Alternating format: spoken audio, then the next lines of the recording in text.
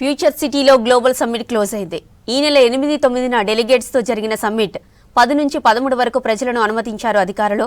దీంతో రాష్ట్రంలోని వివిధ ప్రాంతాల నుంచి భారీగా ప్రజలు, విద్యార్థులు తరలివచ్చారు. ఈ 4 రోజులు తెలంగాణ అభివృద్ధిపై పలు సెషన్లు నిర్వహించారు. ఈ కార్యక్రమాల్లో నిపుణులు పాల్గొని వారి అభిప్రాయాలను తెలిపారు. విద్యార్థులు, ప్రజలు కూడా పాల్గొని టెక్నాలజీ డెవలప్మెంట్పై కొత్త విషయాలను తెలుసుకున్నారు.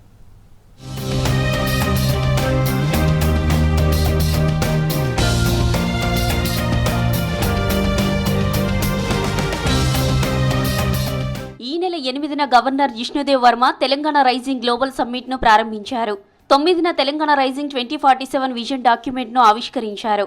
దీని ప్రకారం 2047 వరకు తెలంగాణను 3 ట్రిలియన్ ఎకానమీగా మార్చే రోడ్ మ్యాప్ ను రూపొందించింది రేవంత్ సర్కార్. ఈ సమ్మిట్ లో 44 దేశాల నుంచి 1000 మంది delegates, WHO, world bank, ADB, UNICEF, Adani, మహీంద్రాతో పాటు గ్లోబల్ కంపెనీల ప్రతినిధులు పాల్గొన్నారు. ఈ సమ్మిట్ లో దాదాపు 5 లక్షల కోట్లకు పైగా పెట్టుబడులు, MOUలు కుదుర్చుకున్నారు. గ్లోబల్ సమ్మిట్ కు ప్రభుత్వం అనుమతించిన మొదటి రోజు ఈ నెల 10న భారీ సంఖ్యలో ప్రజలు పాల్గొన్నారు. Innovation exhibits, startup pavilions, space tech displays, mobility showcase, సాంస్కృతిక కార్యక్రమాలు, ఫుడ్ కోర్టులు, ఇంటరాక్టివ్ సెషన్స్ లో పాల్గొన్నారు. ఫ్యూచర్ సిటీకి వెళ్లడానికి స్పెషల్ బస్సులను నడిపింది TGSRTC. రాష్ట్రంలోని వివిధ ప్రాంతాల నుంచి స్కూల్, కాలేజీల విద్యార్థులు భారీగా తరలివచ్చారు.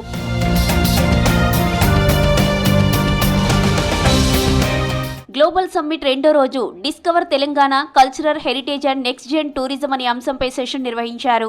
రాష్ట్రంలోని వివిధ విద్యా సంస్థల నుంచి వచ్చిన 3000 మంది విద్యార్థులు, 1000 మంది ప్రజలు పాల్గొన్నారు. వారు చర్చల్లో పాల్గొని తెలంగాణ హెరిటేజ్ గురించి తెలుసుకున్నారు. ఈ సెషన్లో తెలంగాణ చరిత్ర, మ్యూజియం సంస్కృతి, గాంధీయన్ టూరిజం, కలినరీ టూరిజం, భవిష్యత్తులో పర్యాటక అవకాశాలపై అవగాహనను కల్పించారు నిపుణులు.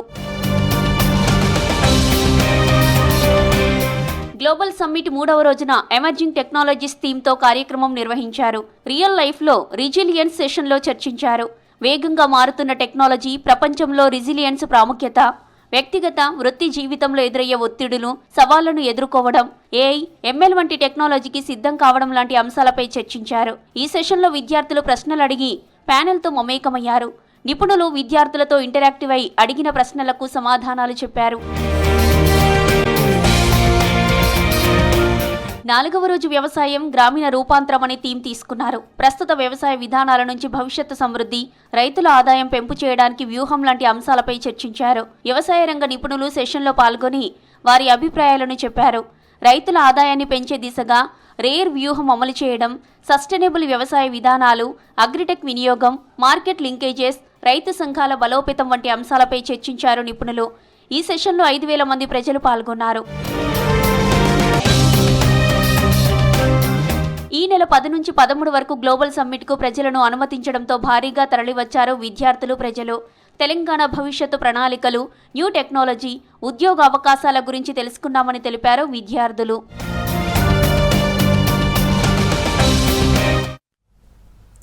ఫోన్ షాపింగ్ కేసులో ప్రభాకర్ రావును రెండో రోజు విచారించారు సిట్ అధికారులు. ముఖ్యంగా జీమెయిల్, iCloud డేటాపై ఆరా తీశారు. ఫోరెన్సిక్ డేటా ఆధారంగా ప్రభాకర్ రావును ప్రశ్నించారు అధికారులు. ఇదివరకు చెప్పిన సమాచారంతో డివైజ్లను రీట్రీవ్ చేస్తున్నారు. ఈ నెల 19 వరకు విచారించనున్నారు సిట్ అధికారులు.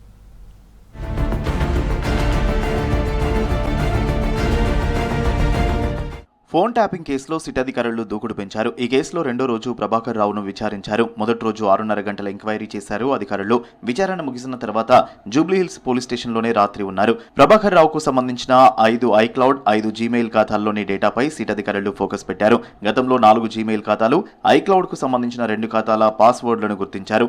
ఈ ఖాతాల్లో కనిపించని డేటాను ఫోరెన్సిక్ కు పంపించారు. ఫోరెన్సిక్ డేటా ఆధారంగా ప్రభాకర్ రావును రెండో రోజు ప్రశ్నించారు సిట్ అధికారులు.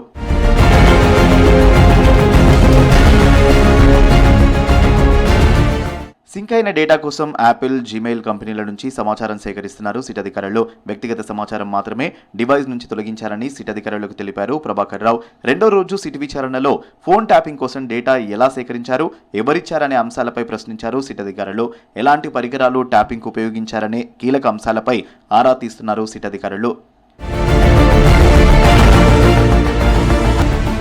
మరో ఐక్లౌడ్ ఖాతాను ప్రభాకర్ రావు అమెరికాలో ఉన్న డివైస్తో లాగిన్ అవ్వడం గుర్తించారు సిట్ అధికారులు. ఆ డివైస్ ప్రస్తుతం అక్కడే ఉండడంతో ఆ ఖాతాలోని సమాచారాన్ని విశ్లేషించే ప్రక్రియ ముందుకు సాగలేదు. దీంతో సేకరించిన పాస్వర్డ్ల ఆధారంగా ప్రభాకర్ రావు వినియోగించిన డివైస్లను విశ్లేషిస్తున్నారు. కొన్ని పాస్వర్డ్లు చెప్పడంతో డివైస్లను తెరిచి FSLలో డేటాను రిట్రీవ్ చేస్తున్నారు అధికారులు.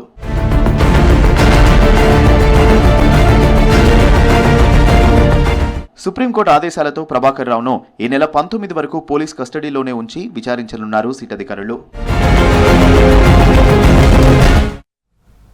2018 నుంచి రాష్ట్ర ప్రభుత్వం పేద విద్యార్థులకు కనీస అవసరాలు కూడా తీర్చలేదన్నారు ఎమ్మెల్సీ కవిత. హైదరాబాద్ చాంద్రయాన గుట్టలోని బీసీ వెల్ఫేర్ బాయ్స్ హాస్టల్ను పరిశీలించారు. మొత్తం 147 మంది విద్యార్థులకు 11 రూమ్లు మాత్రమే ఉన్నాయన్నారు. ఒక్కో రూమ్లో 25 మంది ఉంటున్నారని తెలిపారు కవిత. గత 3 ఏళ్లుగా ఈ బిల్డింగ్ రెంట్ కూడా కట్టడం లేదన్నారు. అధికారులు వెంటనే వచ్చి రెంట్ కట్టి విద్యార్థులకు సౌకర్యాలు ఏర్పాటు చేయాలన్నారు ఎమ్మెల్సీ కవిత.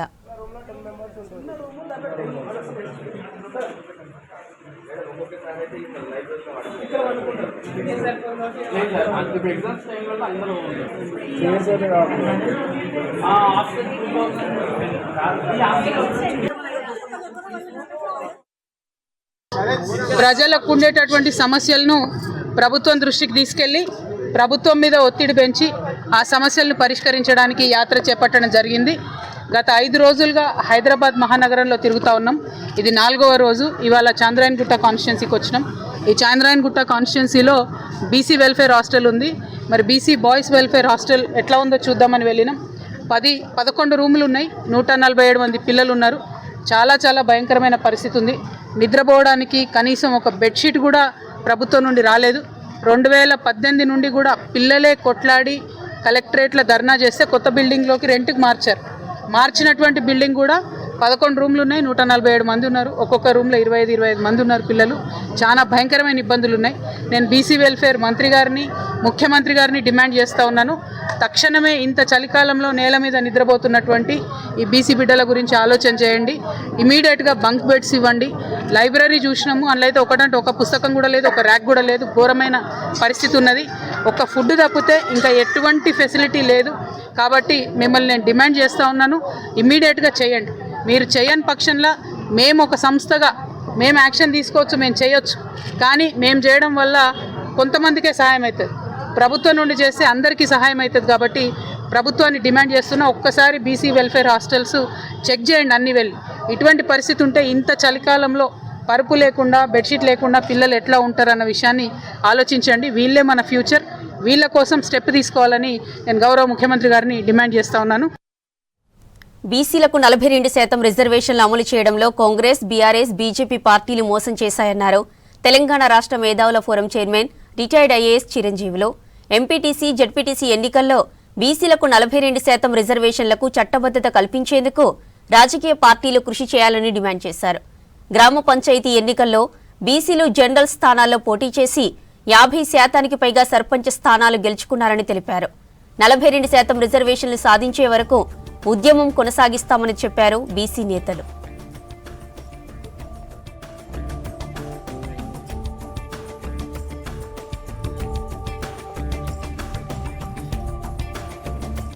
పోవడానికి కారకులు మీరు కాదా? అట్లనే అడగకుండానే రిజర్వేషన్లో ఈడబ్ల్యూఎస్ రిజర్వేషన్లు ఇచ్చే బీజేపీ పార్టీ, బీసీల బిల్లులు వచ్చి 8 నెలల కేంద్రంలో ఉంటే ఈ రోజుకు మాట లేదు, ఉలుకు లేదు, పలుకు లేదు. ఇవాళ కాంగ్రెస్ ప్రభుత్వం అధికారంలోకి వచ్చినాక 6 నెలల్లోనే 42% రిజర్వేషన్లు ఇచ్చి లోకల్ బాడీ ఎలక్షన్లకు వెళ్తామని చెప్పి కేవలం 17% రిజర్వేషన్లు బీసీలకు ఇచ్చి మీరు ఎన్నికలకు పోయినారు. పోనీ మీరు 42% పార్టీ పరంగా ఇస్తామన్నారు. ఎక్కడెక్కడ ఇచ్చిందో మీరు లెక్కలు చెప్పని అడిగినాం, ఇప్పటి వరకు చెప్పలేదు. అంటే బీసీలకు ఏం చెప్పినా చెల్లుతుందన్నది కదా మీకు ధైర్యం.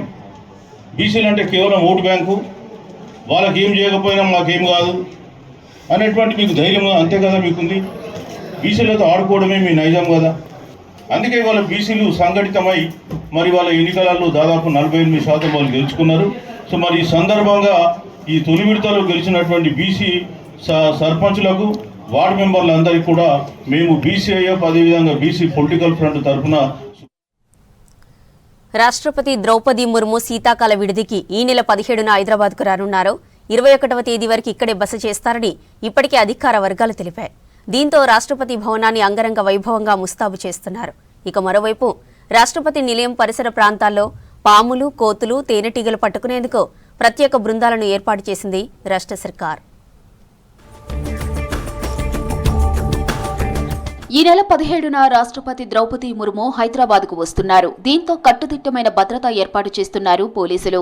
రాష్ట్రపతి నిలయం పరిసరాల్లో కోతుల బెడదను ఎదుర్కొనేందుకు ప్రత్యేక బృందాలను నియమించారు. తేనెటీగల సమస్యను పరిష్కరించడానికి ముందస్తు ఏర్పాట్లు చేస్తున్నారు అధికారులు.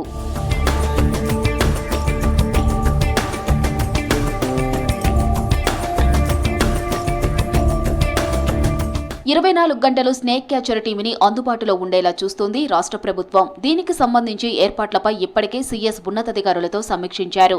వివిధ శాఖల అధికారులు సమన్వయంతో పనిచేసి ఎలాంటి ఇబ్బందులు తలెత్తకుండా చూడాలని ఆదేశించారు సీఎస్. కేంద్ర ప్రభుత్వ విభాగాలు, రాష్ట్ర ప్రభుత్వ అధికారులు, రాష్ట్రపతి నిలయం అధికారుల సమన్వయంతో పనిచేయాలని సూచించారు సీఎస్.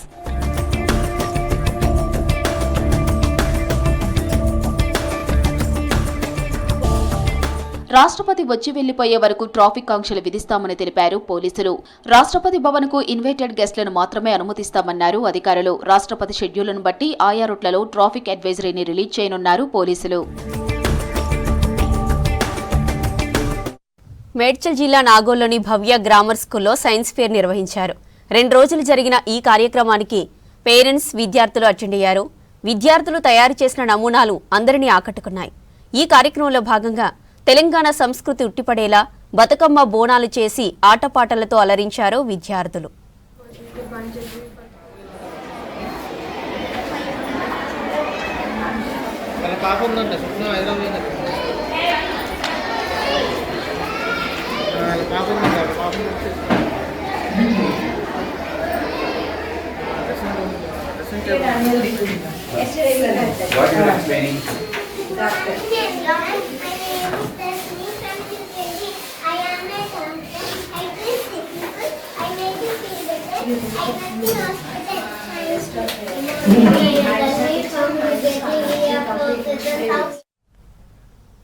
ప్రజా వైద్యంలో నిమ్స్కు మంచి పేరుంది. ఎంతటి కష్టమైన సర్జరీ అయినా నిమ్స్ ఆసుపత్రిలో చేస్తారన్న నమ్మకం ప్రజల్లో ఉంది. నిమ్స్కు ఉన్నతాధికారుల చొరవతో 57 కోట్ల సీఎస్ఆర్ నిధులొచ్చాయి. క్యాన్సర్ విభాగంతో పాటు ఇతర శాఖల్లో నిధులను ఖర్చు చేస్తున్నారు అధికారులు.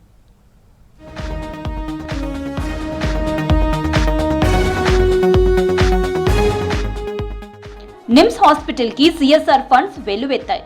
ప్రభుత్వ రంగ సంస్థలు, ప్రైవేట్ సంస్థలు, వ్యక్తుల నుంచి భారీ స్థాయిలో నిధులు సమకూరాయి. దశాబ్దాలుగా నిమ్స్ ఎంతో మంది రోగులకు సేవలు అందిస్తోంది. అయితే ఎన్నడూ కార్పొరేట్ సోషల్ రెస్పాన్సిబిలిటీ కింద నిధులు రాలేదు. ఆ దిశగా గతంలో ఎవరూ ప్రయత్నం చేయకపోవడంతో నిధులు రాలేదు.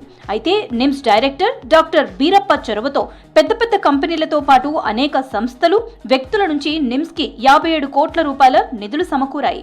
వీటితో రోగులకు మరింత మెరుగైన, నాణ్యమైన వైద్యం అందించేందుకు వీలు కలుగుతోందన్నారు నిమ్స్ డైరెక్టర్ బీరప్ప. అంటే ఈ సంవత్సరం మాకు మార్చి వరకు మాకు వచ్చింది సిఎస్ఆర్ ఫండ్స్ 57 కోట్లండి. సో ఇండియన్ ఆయిల్ కార్పొరేషన్ వాళ్ళు మాకు ఒక లినాక్ మెషిన్ ఇచ్చారు. లినాక్ మెషిన్ అదొక్కటే మనకి కనిష్టం అంటే 33 నుంచి 34 కోట్లు ఉంటుందండి. మొత్తం వాళ్ళు ఆ సివిల్ వర్క్స్, టర్న్కీ అంటారు. సో టర్న్కీ ప్రొసీజర్స్, మిషను అంతా వాళ్ళే ఇస్తున్నారు.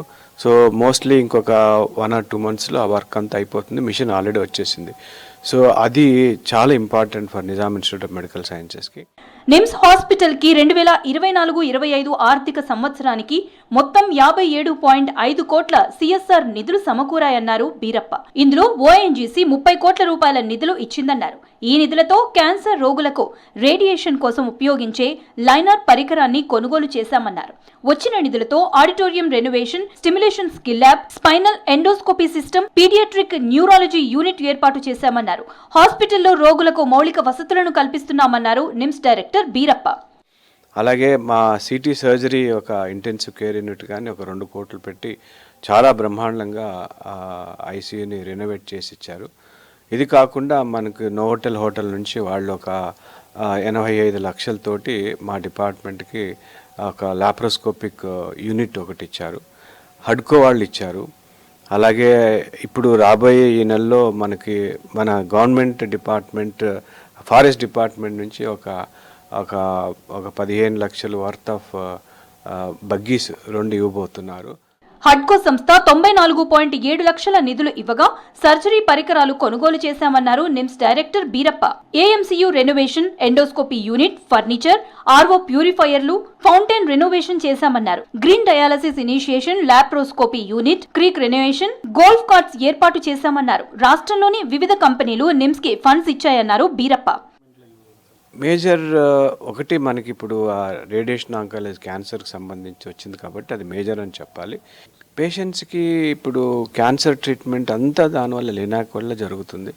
So radiation therapy, basically radiation therapy చాలా ఉపయోగపడుతుంది. అదే అన్ని కలిపి అరౌండ్ 57 crores ఉంది. ఈ సంవత్సరంగా నేను అట్లీస్ట్ మార్చ్ వరకు maybe I can expect around 30-40 lakhs వరకు క్రోర్స్ వరకు రావచ్చని అనుకుంటున్నాను. సిఎస్ఆర్ అనేది ఎవరు అడగలేదో ఇవ్వలేదేమో తెలియదు కానీ బట్ నేను వచ్చిన తర్వాత మొదలుపెట్టింది ఇది. నిమ్స్ హాస్పిటల్లో సిఎస్ఆర్ ఫండ్స్ తో మరిన్ని వసతులు ఏర్పాటు చేస్తున్నామని తెలిపారు అధికారులు. దీంతో పేద రోగులకు మెరుగైన సేవలు అందిస్తామని తెలిపింది హాస్పిటల్ యాజమాన్యం. హైదరాబాద్ కింగ్ కోటి హాస్పిటల్లో అడ్మిట్ అయిన పిల్లలకు అల్ట్రాసౌండ్, సిటీ స్కాన్ చేయడం లేదంటూ మాజీ మంత్రి హరీష్ రావు చేసిన ఆరోపణలను ఖండించారు hospital superintendent doctor Santosh Babu. Food పాయిజన్తో admit అయిన పిల్లలందరూ స్టేబుల్గా ఉన్నారని, వారికి మెరుగైన వైద్య సేవలు అందిస్తున్నామని చెప్పారు. లక్షల మందికి సేవలు అందిస్తున్న హాస్పిటల్పై తప్పుడు ఆరోపణలు చేయొద్దని విజ్ఞప్తి చేశారు సంతోష్ బాబు. హాస్పిటల్లో ఒక సిటీ స్కాన్, 2 అల్ట్రాసౌండ్ మిషన్స్ ఉన్నాయని, అన్నీ పనిచేస్తున్నాయని చెప్పారు. రోజు 100 మందికి పైగా స్కానింగ్ సేవలు అందిస్తున్నామని తెలిపారు సంతోష్ బాబు.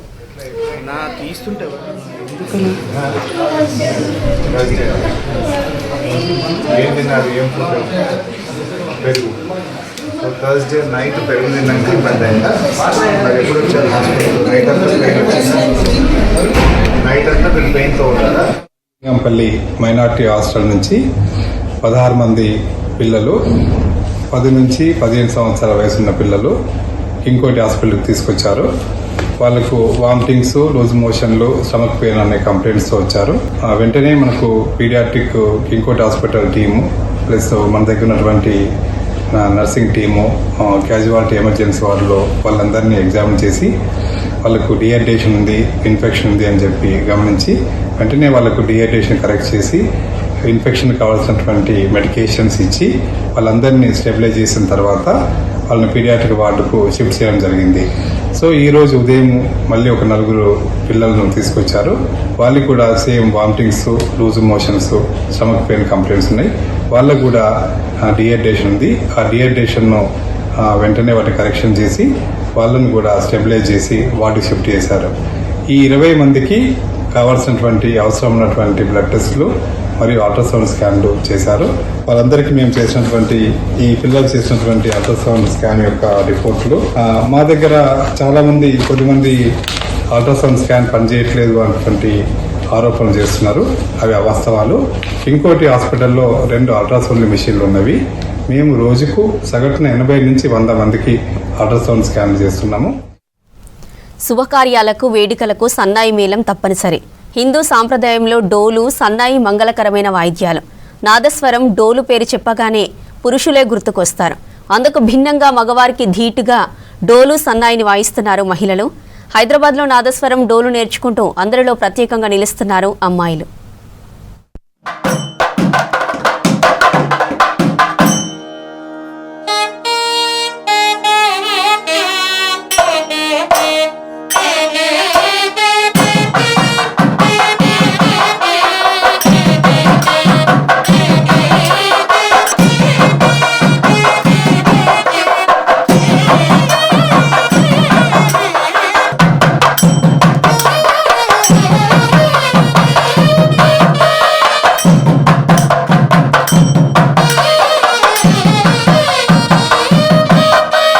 తెలంగాణలో కళలకు కొదువలేదు.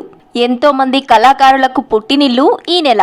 ఇక శుభకార్యాలు వచ్చాయంటే చాలు మంగళ వాయిద్యాలు ప్రత్యేక ఆకర్షణగా నిలుస్తుంటాయి. ఇక సన్నాయి, డోలు అనగానే పురుషులు గుర్తుకు వస్తుంటారు. ఈ కళలో మహిళలు అరుదుగా కనిపిస్తారు. తమిళనాడు, విజయవాడ, తిరుపతిలో ఈ కళాకారులు ఎక్కువగా ఉంటారు. తెలంగాణలో చాలా తక్కువగా ఉంటారు. అయితే ఈ సన్నాయి, డోలు వాయిద్యాలను అమ్మాయిలు నేర్చుకోవడానికి ఆసక్తి చూపిస్తున్నారు. కొందరు నేర్చుకుని కార్యక్రమాలలో వాయిద్యాలను ప్లే చేస్తున్నారు.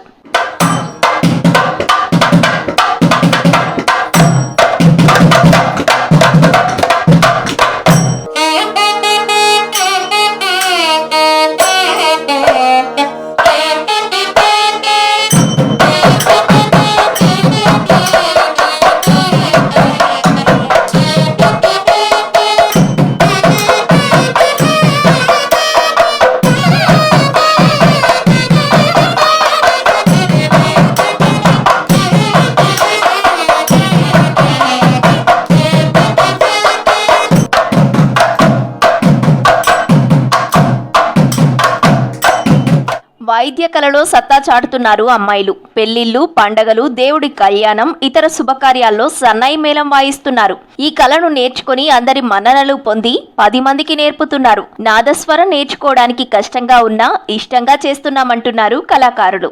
మా డాడీ వాళ్ళ ప్రోత్సాహంతో 3 ఇయర్స్ నుండి పెళ్లి కాకముందు నేర్చుకున్నాను. ఆఫ్టర్ మ్యారేజ్ మా వారి దగ్గర నేర్చుకుంటున్నాను.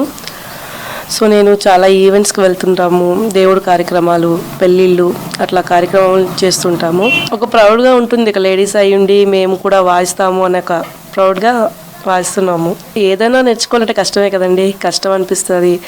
సో డైలీ ప్రాక్టీస్ ఉండాలని, ఏ ఇన్స్ట్రుమెంట్ కోసమైనా డైలీ ప్రాక్టీస్ ఉండాలి. డైలీ ఒక 1 అవర్ అట్లా ప్రాక్టీస్ చేస్తుంటాము. పిల్లలకు కూడా పాఠాలు చెప్తుంటాం మేము, నేను మా వారందరూ. నేటికి 25 సంవత్సరాలు అవుతుంది నాదస్వరం సేవలు చేస్తున్నాను. తర్వాత 10 సంవత్సరాలు అవుతుంది పిల్లలు అందరూ వస్తుంటారు, వాళ్ళందరూ నేర్పిస్తుంటాను. ఇప్పుడు కామన్గా అయితే లేడీస్ అంటారా, లేడీస్ అనేది చాలా అరుదండి. లేడీస్ అని నేర్చుకోవడం చాలా అరుదు. తర్వాత ఇన్స్ట్రుమెంట్లో చాలా కష్టమైన ఇన్స్ట్రుమెంట్ ఇది నాదస్వరం అనేది. చాలా అరుదుగా ఉంటుంది, చాలా కష్టంగా ఉంటుంది ఇది ఇన్స్ట్రుమెంట్లో. సో దీన్ని కష్టంగా కాకుండా ఇష్టంగా నేర్చుకుంటే తొందరగా వస్తుంది. పురుషులకే దీటుగా రాణిస్తూ కొత్త ట్రెండ్ క్రియేట్ చేస్తున్నారు అమ్మాయిలు.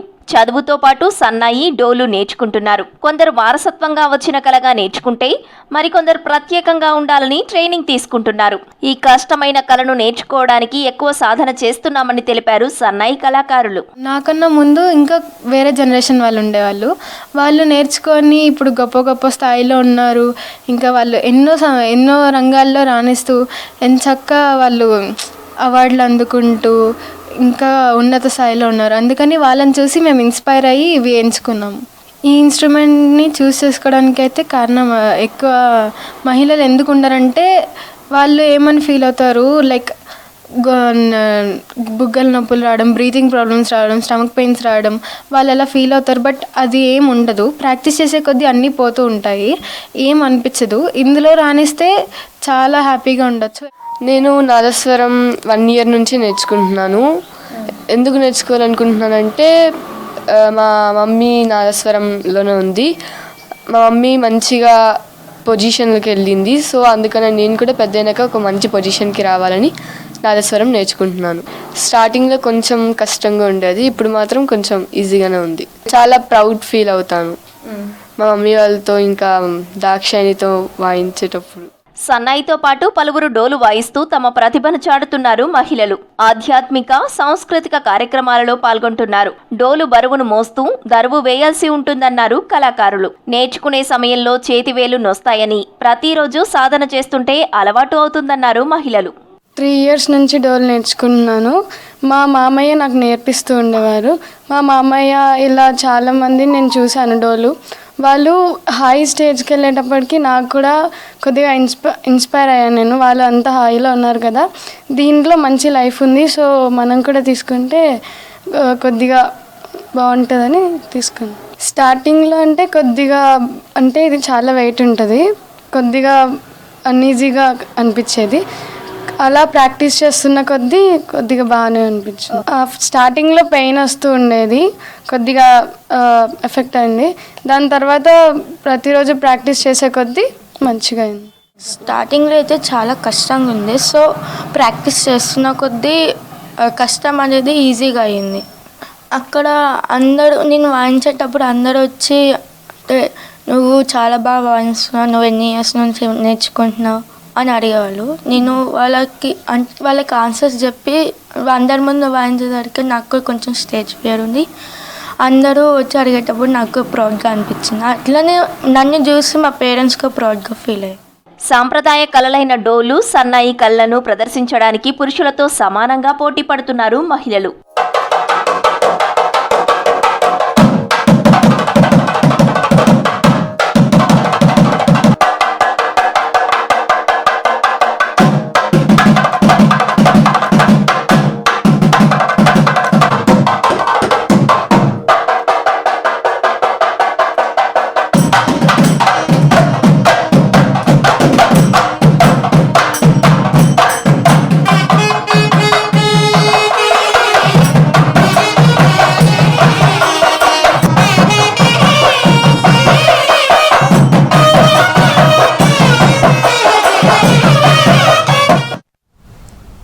హైదరాబాద్ మూసాపేటలో అగ్ని ప్రమాదం జరిగింది. బైక్ మెకానిక్ షాప్లో ఒక్కసారిగా మంటలు చెలరేగాయి.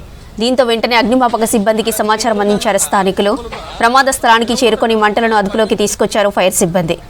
షార్ట్ సర్క్యూట్తో ఫైర్ యాక్సిడెంట్ జరిగినట్లు అనుమానిస్తున్నారు పోలీసులు. ఈ ప్రమాదంలో ఎవరికి ఎలాంటి ప్రమాదం జరగకపోవడంతో అంతా ఊపిరి పీల్చుకున్నారు.